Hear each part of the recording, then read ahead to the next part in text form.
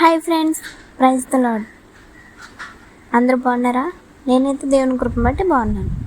ఎన్నో విషయాలు ఎన్నో వీడియోస్లో మనం చెప్పుకున్నాం కదా. అసలు దేవుడు మాటను నమ్మితే ఎలా ఉంటుందో, ఆయన మాట ఎంత శక్తిదో మనం ఇప్పుడు తెలుసుకుందాం.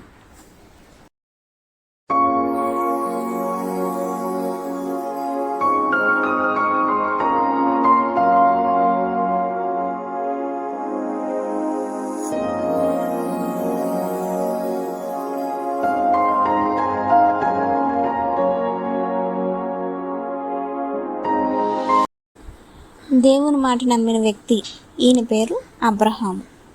ఈయన దేవుళ్ళు ఎంతో మంచిగా ఉండేవాడు.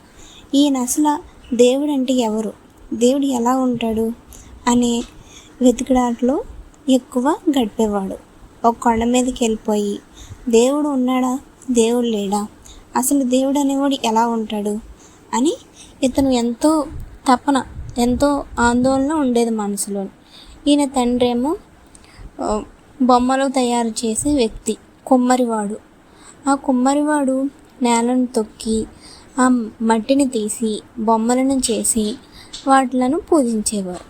పూజించినప్పుడు ఈ అబ్రహాముకి మనసులో ఆలోచన కలిగేది, ఏంటి వీటిని మనమే తయారు చేస్తున్నాం, మనం తయారు చేసి మనమే వీటిని పూజిస్తున్నాం, పూజించినప్పుడు మన ప్రార్థన ఇవి ఎలా ఆలకిస్తాయి, ఆలకించవా, అసలు నిజమైన దేవుడు అంటూ ఒకడు ఉన్నాడా లేడా అని ఈ అబ్రహాము మనసులో ఎప్పుడు అనుకునే ఉండేవాడు. కొండ మీదకి వెళ్ళిపోయి గట్టిగా, ఓ దేవుడా, నువ్వు ఉన్నావు, అసలు ఎవరు ఉంటే, నీ పేరు ఏమిటి, నువ్వు ఎలాగుంటావు అని చెప్పి అడిగేవాడు. ఒకరోజు దేవుడు నిజంగానే ఈ అబ్రహాముకి ప్రత్యక్షమయ్యి నేనే దేవుడను అని అబ్రహాముకి పరిచయం చేసుకొని ఆ దేవుడి మాట ఏమీ ఆలోచించకుండా దేవుడి మాట ఈ అబ్రహాం నమ్మాడంటే దేవుడు గొప్పవాడని కదా నమ్మాడు.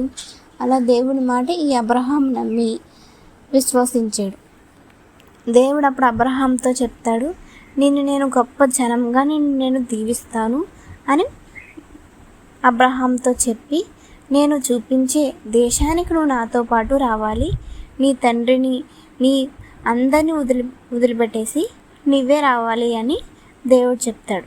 చెప్పిన వెంటనే ఇంకేం ఆలోచించలేదు, దేశం పేరు కూడా దేవుడు చెప్పలేదు. కానీ ఆలోచించకుండా దేవుని మాట అబ్రహాము విన్నాడు. అబ్రహాము విని దేవునికి ప్రియంగా మారిపోయాడు. అప్పుడు అబ్రహాము భార్య, గొర్రెలు, అప్పుడు కాలంలో గొర్రెలు మందలు ఎక్కువ ఉండేవి.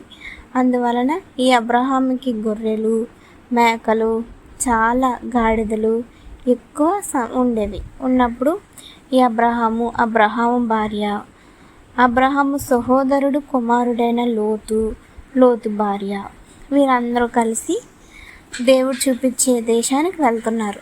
కానీ దేవుడు ఏ దేశానికి వెళ్ళమంటాడో చెప్పలేదు. చెప్పకుండా విశ్వసించాడు అబ్రహాం.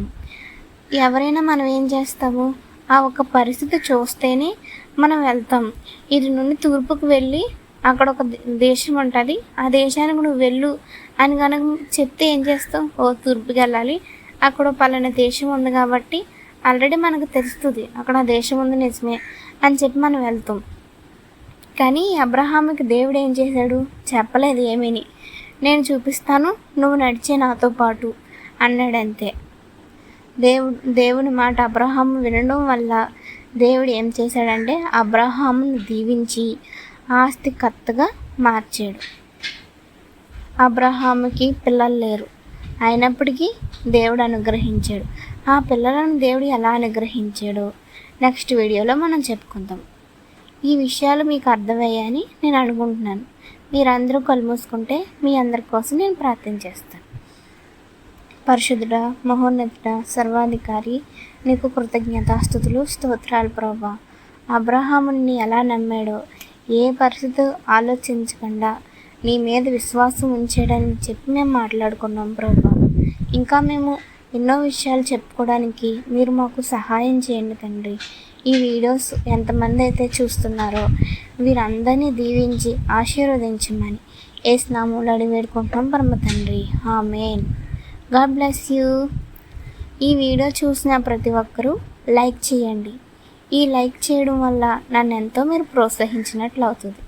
Okay friends, bye.